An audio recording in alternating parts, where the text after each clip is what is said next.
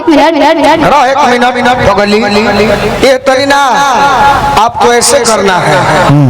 आपको मेरे जैसी लड़की से प्रेम हो चुका है और ये शिवानी है। अब ढेर लड़की मत बना दो। और ये शिवानी है, इस शिवानी अभी रौरा से प्रेम करेली। जब रौरा शिवानी के देखो तनी नो ठीक ये आ तू रोए के बाबा हां ओ भाव की दर्द दिल के हम लड़की भाई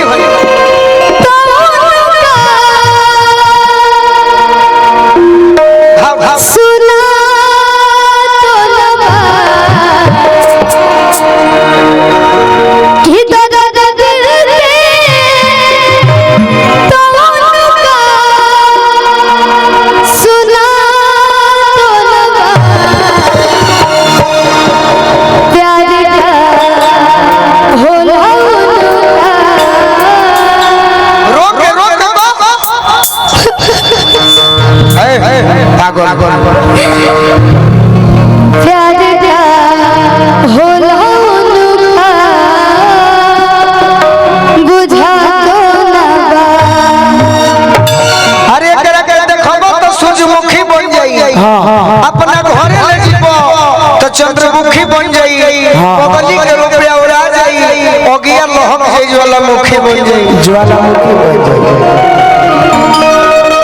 अगर हम प्रेम किए होते तो कहते इसे अरे शिवानी खइले पानी भूखाई लईखी तोहरे भरोसे आई लईखी।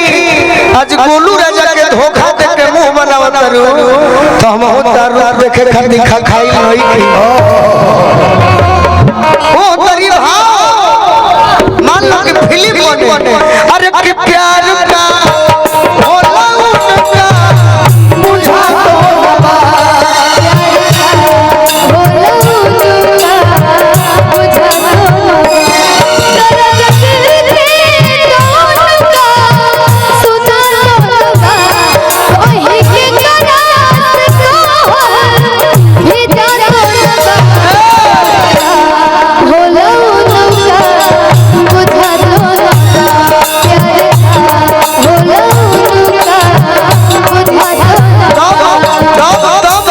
हमारी बारी है। एक समय था धनंजय मेरे भाई जी मेरे जान मेरे जिगर मेरे महबूब इससे हम कहा करते थे क्या क्या क्या आज ना तो काल मिलूं बाकी यही आस से। आज ना तो काल मिलूं बाकी यही आस से। प्यार हम करीले तुझसे पहले लाश से। प्यार हम करीले तुझसे पहले लाश से। प्यार का होला उनका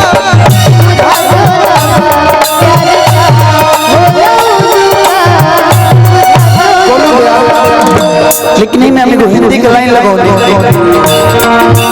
ये दुनिया प्यार के किसे ये दुनिया प्यार के किसे हमें अब भी सुनाती है। वो लड़की याद आती है। वो लड़की याद आती है। वो लड़की याद आती है। वो लड़की याद आती है।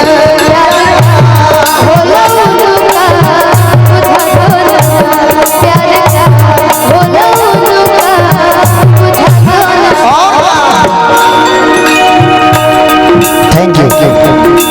तू कतना प्रेम कइले रहलु धनंजय से भाव के दर्शाओ।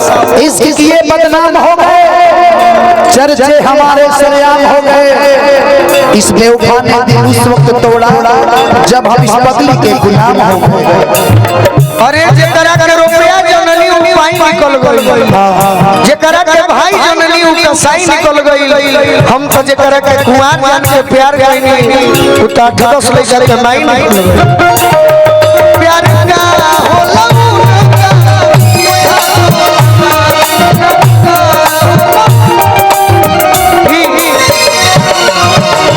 जब सर कहले हम कहनी हां ई तारा पर नहीं खे तू हमार मोहन बाड़ू लेकिन गीत संगीत में सवाल जवाब ऐसा करो तो न से लोग के मजा आ जाए केहू जानत होई तू नर्वस हो बोलू कि इतना कम भीड़ बजाने लो कौन भीड़ है कम भीड़ यानी पांडव का भीड़ बहुत भीड़ यानी कौरव का भीड़ अभी आप पांडव के बीच में हो इसमें जमा दोगी तो हमारे सारे कमेटी के लोग खुश हो जाएंगे आप पर तो अभी जमाना जरूरी है बोलू भैया रोज का ये बहाना गजब हो गया रोज का ये बहाना गजब हो गया रोज का ये बहाना गजब हो गया वादा कर के न आना गजब हो गया वादा कर के न आना गजब हो गया प्यारा होला